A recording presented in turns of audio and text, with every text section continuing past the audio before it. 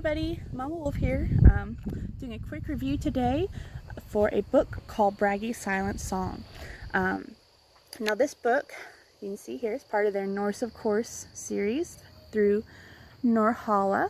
It's a very cool little publishing company, and the authors are Nick and Kristen Valkenhaus, and it's illustrated by Samantha and Kristen Valkenhaus. So I can tell you already, I love that this is a family thing. You can tell everybody added something to it. And, you know, look at the animation style here. It's pretty simplistic. And if I'm being honest, I would say it gave me a little bit low expectations of the illustrations on the inside. I figured it was just made for kids and supposed to look like it's for kids, which it is. But I was pleasantly surprised with the amount of detail they put into everything. I mean, the background, they've got actual authentic Norse symbols. Oh, here's a good one. This is one I liked a lot. This is Gillenbursties. You can see the amount of detail they put in there, that it's very cleverly done. And it blends perfectly with their childlike illustrations. So there's a little bit of something for everyone in there. I think that the kids could easily relate to these pictures, that they might want to even draw something of their own to go with it, and that's amazing. That's such a great story, or a great idea, really, for illustrating a book. Now, let's see. I would think the age group for this book would probably be maybe 8 to 10, 7 to 10, that age group, for being able to read on their own. Now, if you're going to read with them or help them, then you could go as low as 1 or 2 years old.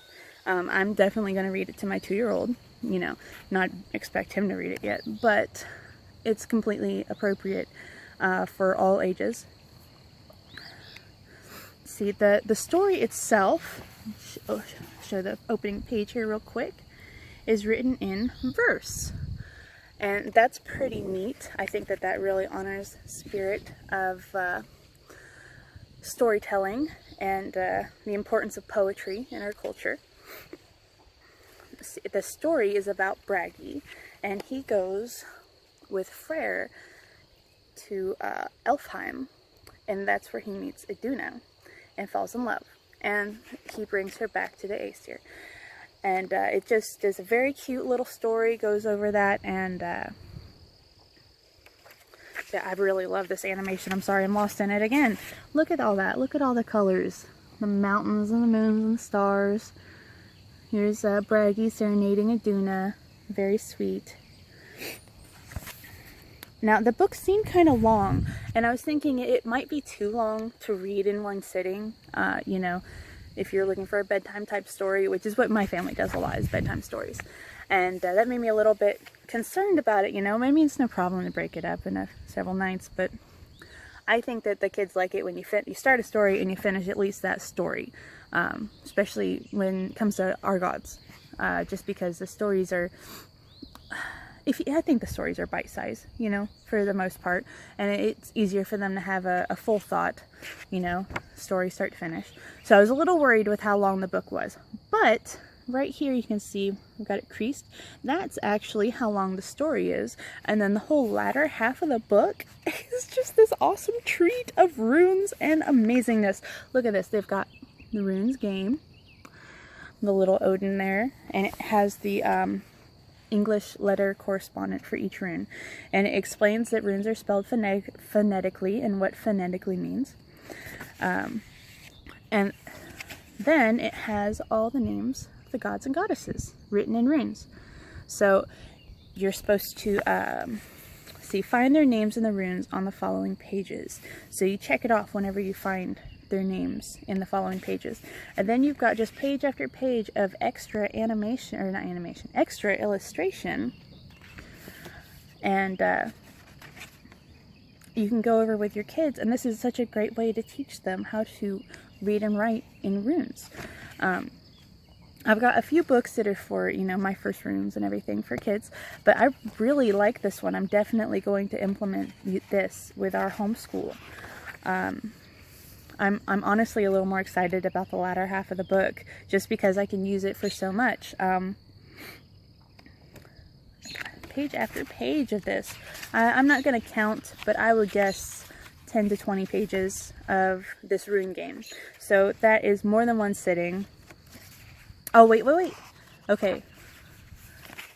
Excuse me, I was wrong. The last few pages are actually going over the names of the gods, goddesses, the lands on Yggdrasil, and all the Norse words that you encounter in this story, and it goes over the pronunciation.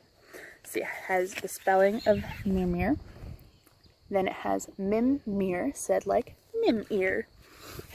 It's very cute. It's one of the best pronunciation guides for kids I've seen, and I'm quite pleased with that.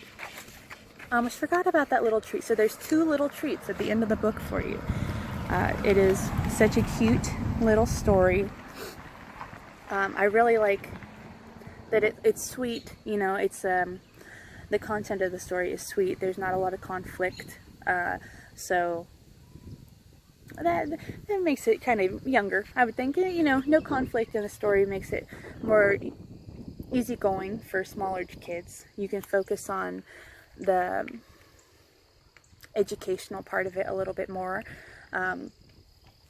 It's made me really want to pick up the other books in the series. This is the first Norhala published book that I've read, and I know they've got a series for younger kids and then a few other things that they offer, so I'm going to be checking that out.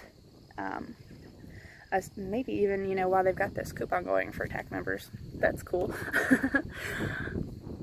See, improve reading skills with Norse, of course. Yes, they intentionally use several big words to help with your child's vocabulary, and that's a really cool aspect. I don't like the dumbing down of our children. I don't like when I watch kids shows and they're just brainless. So the intentional adding of educational value is fantastic in this story. The verses are simple and cute. They flow very nicely. There's a nice pentameter there. I really like the illustrations that are both complicated and simple. The story itself is not too long. I don't think you're going to lose anybody's attention with just reading the story. And then, again, the added runes game and pronunciation guide. So those are all the fantastic treats you'll find in the new Bragi Silent Song.